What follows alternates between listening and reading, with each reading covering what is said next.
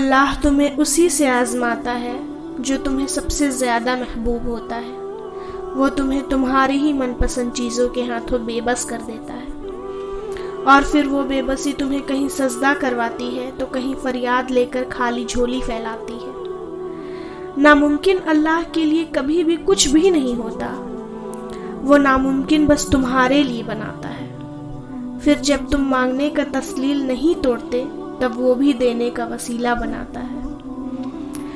تم اپنی مرضی سے دعا نہیں کرتے، اللہ خود تمہیں دعاؤں پہ مجبور کرتا ہے، کیونکہ وہ تمہاری چاہ پہ بہت پہلے سے راضی ہوتا ہے۔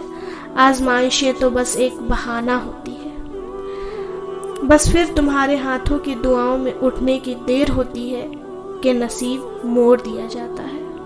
پھر اللہ تمہاری من پسند چیز واپس لوٹا کر تمہارے جسم میں نئی زندگی پھونک دیتا ہے۔